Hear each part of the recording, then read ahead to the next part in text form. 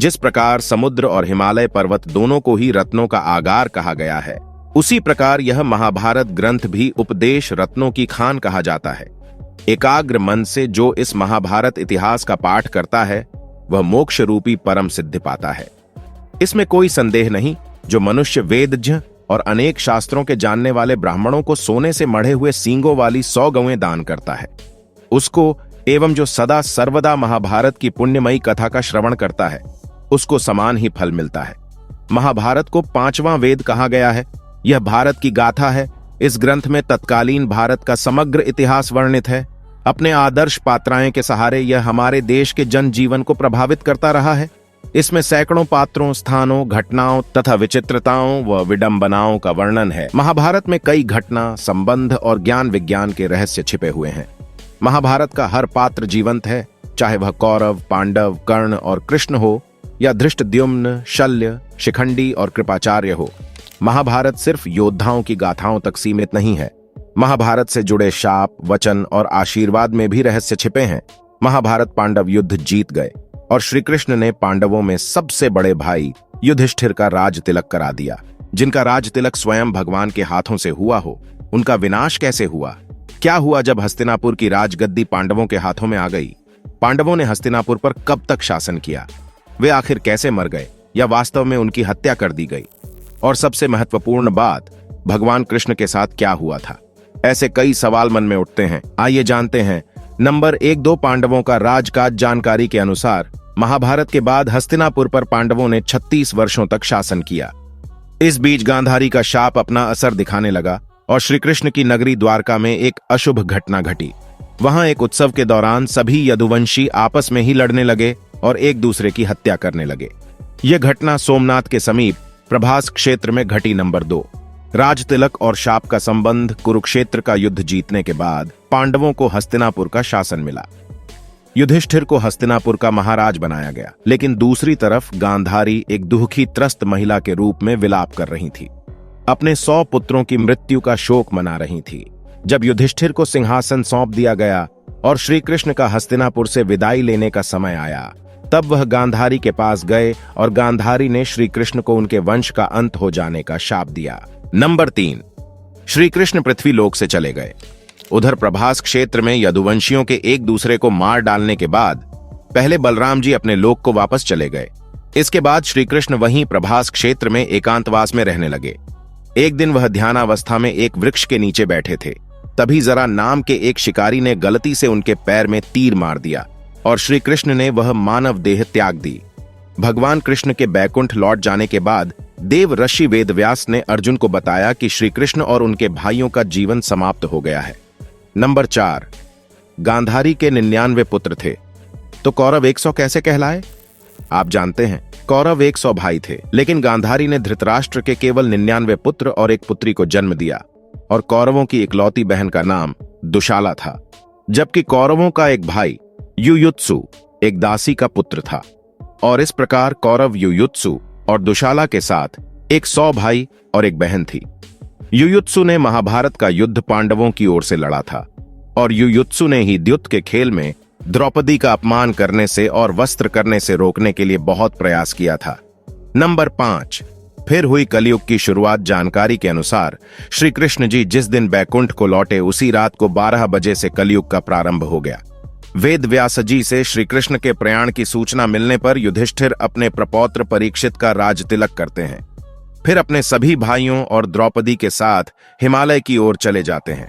महाभारत के अनुसार हिमालय से वह स्वर्ग चले जाते हैं और इस यात्रा में एक कुत्ते के रूप में आए यमदेव उनका मार्गदर्शन करते हैं। नंबर 6, इस यात्रा का परिणाम जैसे जैसे सभी पांडव हिमालय पर ऊपर की तरफ चढ़ते हैं, वे एक एक करके गिरने लगते हैं और उनकी आत्मा उनका शरीर छोड़ने लगती है। यह क्रम द्रौपदी के साथ शुरू होता है और भीम की मृत्यु पर समाप्त होता है। उनकी मृत्यु के कारण उनकी इच्छाओं, आकांक्षाओं और उनके गर्व के कारण होने वाली परेशानियों से जुड़े हैं। केवल युधिष्ठिर ही थे जिन्होंने किसी भी चीज पर गर्व नहीं किया। इस कारण केवल वही जीवित रूप में हिमालय के ऊपर स्वर्ग के प्रवेश द्वार पर पहुंच पाते हैं। नंबर 7, स्वर्ग और घटनाएं।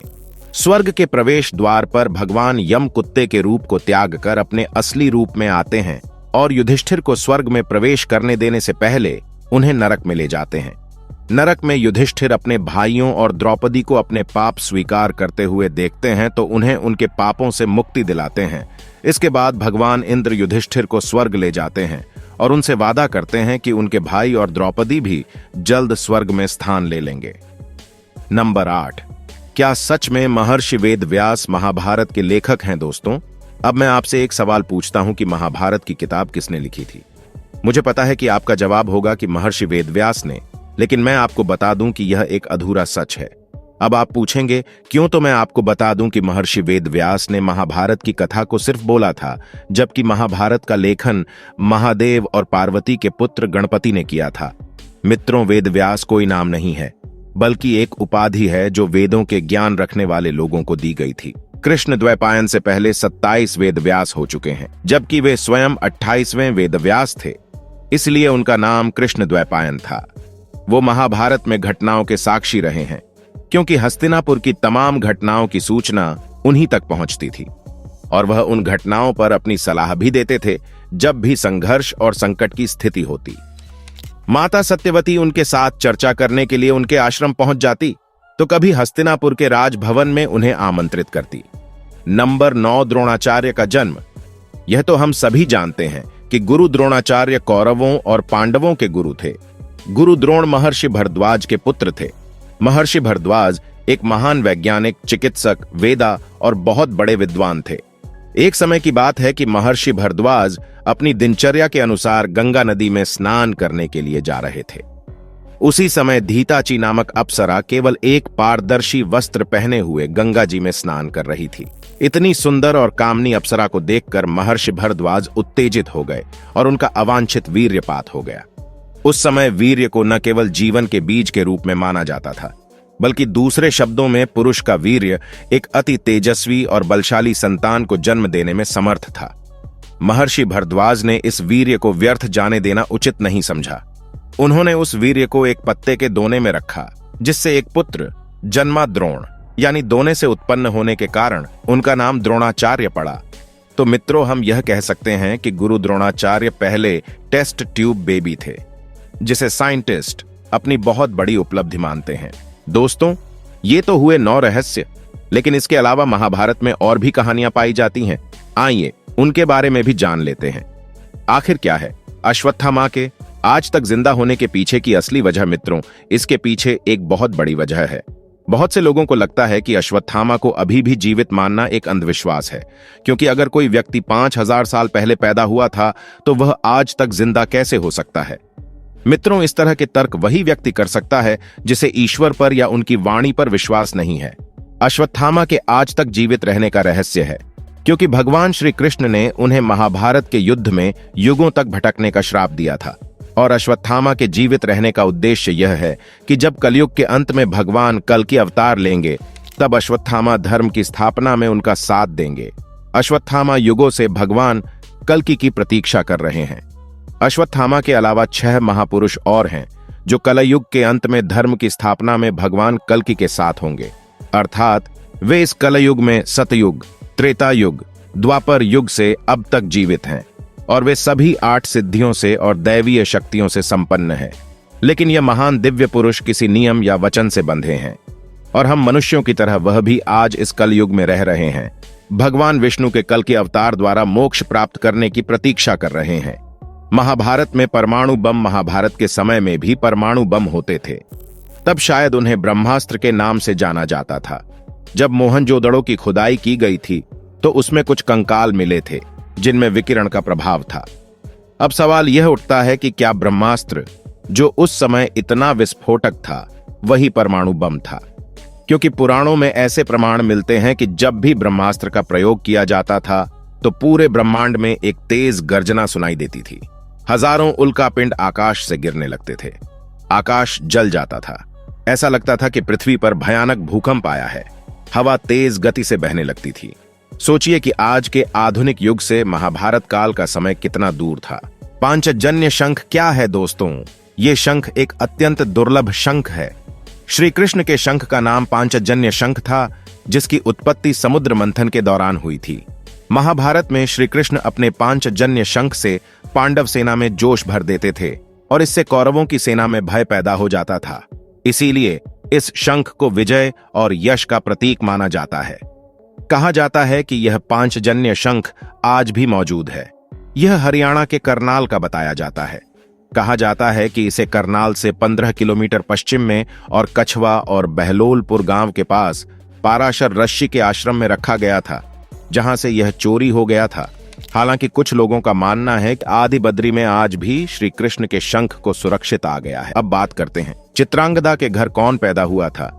जब अर्जुन इंद्रप्रस्थ की ओर से मैत्री संदेश लेकर मणिपुर गए तो कुछ कारणवश अर्जुन और चित्रांगदा का विवाह हो गया। बाद में अर्जुन ने निराधार संदेह के कारण चित्रांगदा को उस समय त्याग दिया जब वह गर्भवती थी। तब चित्रांगदा ने ठान लिया कि वह इस अपमान का बदला अर्जुन की पराजय से लेगी, जिससे बब्रुवाहन नामक पुत्र ने जन्म लिया। बाद में वह मणिपुर का राजा बना।